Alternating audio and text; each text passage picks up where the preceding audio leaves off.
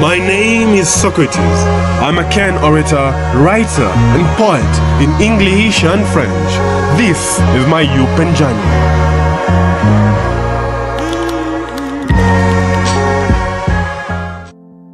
I have had a series of successes this summer. On the same vein, I've had my own fair share of failures. To put it in such simpler terms, I will say I had external success amidst internal failure. Don't get me wrong, my summer in Europe was memorable. One of the best times I've had in my entire life. If we're going to start off from Paris, talking about it professionally, I succeeded in most of my endeavors. I had all the telltale signs of someone who's doing well. I met up with C-suite executives from Fortune 500 companies like Henry Schein, managers and directors from asset management companies like Allianz Global Investments, met up with partners and directors from consulting firms like Accenture and Oliver Wyman, met up with one of the chief strategies of L'Oreal, LVMH, Lauder, Estee Lauder, met up with individuals who occupied highly strategic positions in the World Bank and various multinational organizations, met startup founders, met CEOs, CFOs, lawyers, real estate managers, and all the good stuff out there. I met all these kind of people. I had midnight conversations with them. They invited me into their homes. We spent so much time together, and I got to know them at a personal level, beyond the day-to-day transactions of most conversations. And I had all the telltale signs of someone who's doing well, succeeding. So professionally, I ticked the box. I made the most out of my summer in Paris. So I thrived, I succeeded in that regard. Again, external success. Well, amidst all that, there was still some internal strife that I had to resolve. That's professionally. From an academic perspective, I was doing summer school at Sciences Po Paris. For context, Sciences Po is the same caliber of, I would say Sciences Po is the Harvard of Europe for those interested in international studies and law. And I was at a top-notch institution interacting with some of the finest minds and of a polished pedagogic experience and professors, so as to say. And again, another telltale sign. I was doing my C1 and C2 classes. Again, for context, C1 and C2 is one of the highest levels of French acquisition, because at C1 and C2 level, it means that you have the fluidity to express yourself using the respective language at close to native fluency. I met lovely people who showed me the beauty of Paris, and we had phenomenal moments together. I dined with them. We drank wine by the Seine together, La Seine rather. We went club hopping in Paris at a very iconic club called Pachamama, and some on the 11th arrondissement, the Bastille district, phenomenal clubs. Places like Palais de Tokyo. And going to all of these places. There's a club beneath the Arc de Triomphe. Ridiculous, I know. And we had all these wonderful times together. Went to do ski nautic, an interesting sport. Almost broke my knee while trying it actually. But it was phenomenal. I will do it all over again any day. And I met people from all over the world. And we got to share experiences and have this in-between moments that was so precious, yet so meaningful. I left Paris with such an incredible experience that I always look back to and say, damn, those are the good times. Academically, left Sciences Po Paris with stellar grades, close to a 4.0 GPA rather, 4.8, close to a 4.0 GPA, why am I stuttering? Close to a 4.0 GPA. And academically, everything was working out. From a social perspective, with my roommate, we went touring across Europe. We started off in Paris, went to Basel, went to Interlaken in Switzerland, had an incredible experience. Then from Interlaken, went to Munich, went to Vienna, Vienna, we went to Budapest. Budapest, we met up with another of our classmates in the Huntsman program who has very great ambitions to do, again, incredible work in Hungary. Then I flew back to Paris. He flew to Istanbul, then South Korea, then Kyrgyzstan, then Vietnam, and on he kept on going. While I was in Paris, incredible times once again. Sometime along the line, I met up with my classmate in the Wharton program who lives in Berlin. And I lived with his family, had a phenomenal experience, and I left for Prague. All this is to say that from a social perspective, I had incredible people and we had fantastic times. Professionally, I'm at the top of the top. Like crème de la crème, I had an incredible time. Academically, same thing. I left with stellar grades, having achieved what I wanted. Yet, somewhere along the way, I missed the mark. So what actually happened is that in the beginning, while I was doing all this, I was doing all this because I wanted to do all this and had that innate desire to achieve more and do more and excel in all the activities that I engage in and make the most out of the opportunities that I was afforded. But what's funny is that the more I achieved and the more I was able to do, I felt this subtle pressure and expectation to always do more, achieve more, and just go to the next layer. That no, it's not enough, you need to do better. That no, it's not enough, that's mediocre. You need to do more. And it was as if there was some self-imposed societal expectation. I call it self-imposed because society didn't impose on me, but I had the impression that I had to do well. And hence the term societally imposed expectation. And even at moments where I wanted to rest and just take a break, I was like, no, we're not resting. You have expectations, you need to make the most out of your time in Paris. You need to do more, you need to do better.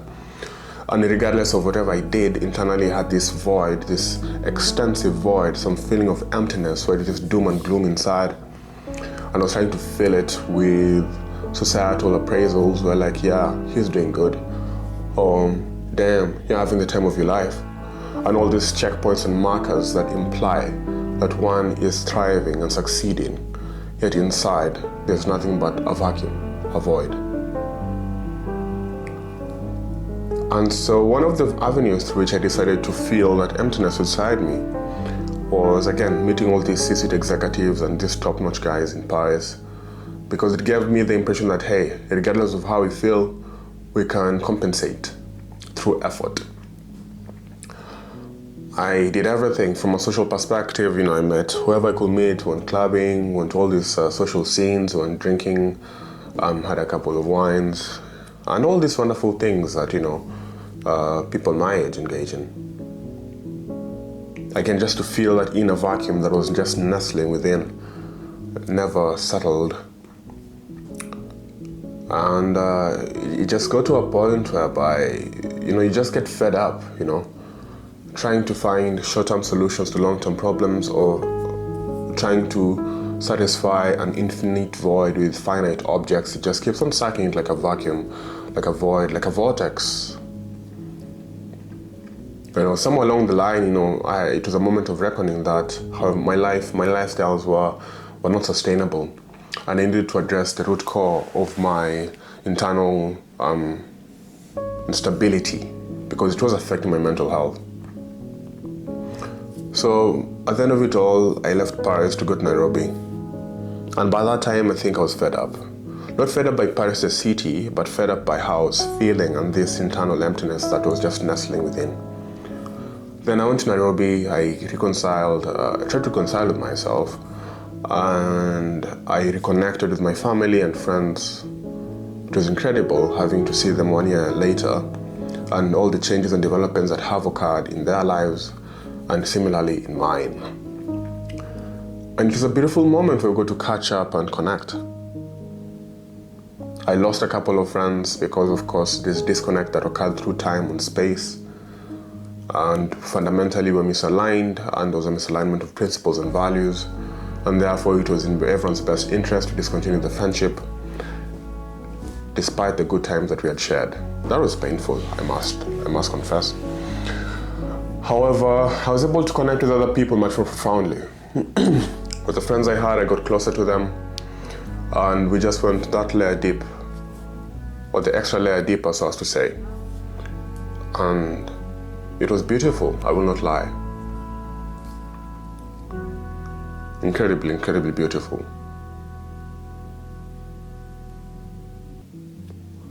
Now, with all this being said,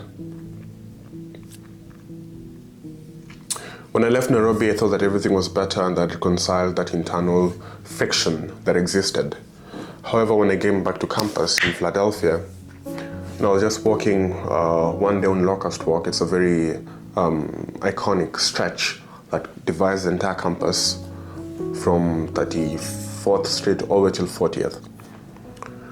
And one of my friends, she's from Egypt, she texted me like, hey, Socrates, she saw me, we had a hi, bye kind of conversation, but she texted me like, hey, when are we having lunch? So when I met up with her eventually, and she just looked at me and she's like, hey, Socrates, what is wrong? And I told her, I don't know what's wrong. I don't know what you're asking. You gotta be specific. And she said, all I see in your eyes is darkness. What is wrong? Talk to me. I was much more fascinated by the fact that she realized it more than and she was able to pick that up than her being right, actually. And you talk to people, you open up, you can't exist in an island. You gotta connect with people who reach out to you. I was talking with her, and indeed she was right. There was still that internal friction that existed within me that I've been trying to resolve for quite some time, but now I'm feeling way better. Now this is like the aftermath of everything. I was able to reconcile that internal dissonance. But one of the key elements that played into such feelings of anguish, incredible anguish, was, I will say, something that is very typical of high achievers, where regardless of what they do, they feel like they're not enough. And they have to compensate through effort, achievement, or, I don't know, hallmarks, wheat, whatever it might be, to compensate that internal deficit that exists. So the deficit is internal, but they look for external validations to satisfy it. And what's funny is that when I was doing all this impressive stuff in Paris and across Europe and even in Nairobi, it's not that I was doing it for anyone, I was doing it for myself. I was doing it for myself, however, the intention was not pure. In the sense that in the beginning, of course, I wanted to do all this. I wanted to connect with these people and meet that and get to learn about all these interesting things that they do. And even as I try to figure out my own career path, I have context and experiences that I can leverage and learn from.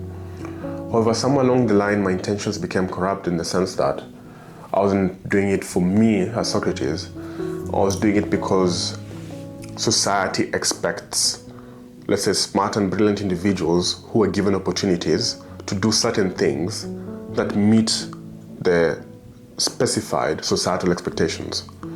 What I mean by that is, simply put, if you are a gifted individual, smart and brilliant as you come, and you have been put into a space or been given a particular opportunity, it is expected that you thrive and you achieve and you do something worth mentioning within that space, whatever it might be.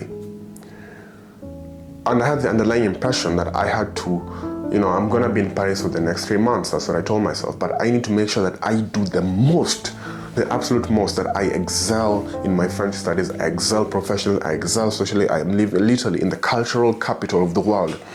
I need to come out sophisticated, aristocratic, polished, and the best possible version of myself that we could possibly ever imagine. And there's okay, so the camera ran out of storage, so I had to delete some stuff for me to continue on with the video.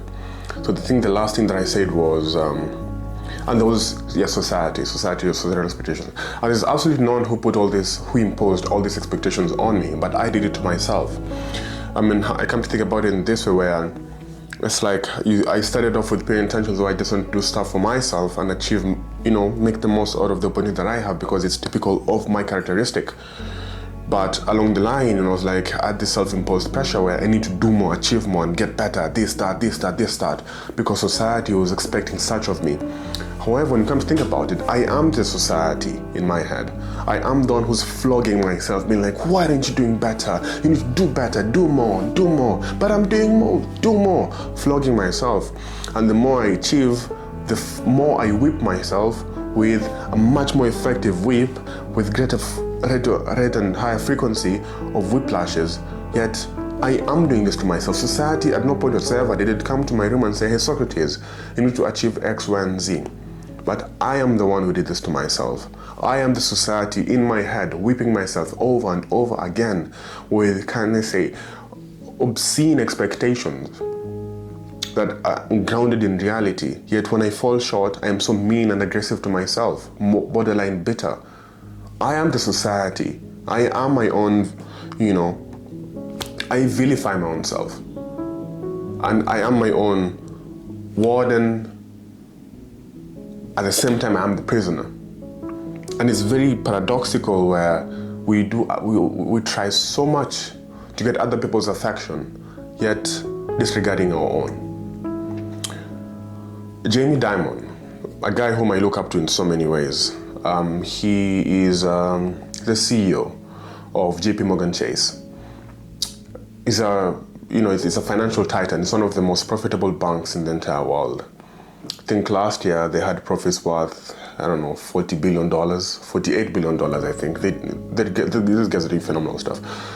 And he says that it is your responsibility as an employee of JP Chase. Let me speak like him. It is your responsibility as an employee of JP Chase to take care of your mind, your body, your mind, your body, your soul, your spirit, your friends, your family, and your health. And we as JP Chase can help you, but we cannot do it for you.